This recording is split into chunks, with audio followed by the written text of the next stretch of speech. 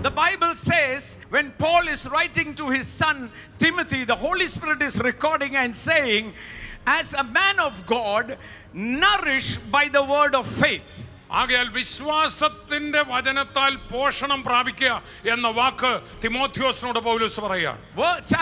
Chapter number 4, 1 Timothy and verse 6. 1 തിമോഥെയോസ് 4-ാം അധ്യായം 6-ാമത് വചനം വായിക്കപ്പെടുന്നത്. Instruct as a good man and instruct them in the faith which nourishes the person.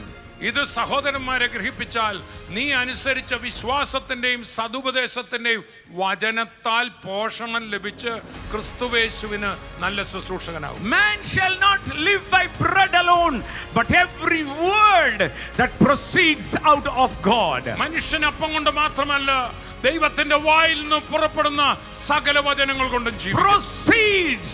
വായിൽ നിന്ന് പുറപ്പെടുന്ന. It does not say proceeded, it proceeds. Yesterday, today, it is still proceeding, and anyone who believes, it becomes real for them. പണ്ടങ്ങോ പുറപ്പെട്ട വചനമെന്നല്ല, മറിച്ച് ഇപ്പോൾ പുറപ്പെട്ടുകൊണ്ടിരിക്കുന്ന വചനം. ഈ വചനം ആരെങ്കിലും അങ്ങനെ ഏറ്റെടുത്താൽ, ഇപ്പോഴത്തെ വചനമായിട്ട് എടുത്താൽ, അത് അങ്ങനെ തന്നെ സംഭവിക്കും. Can you shout hallelujah?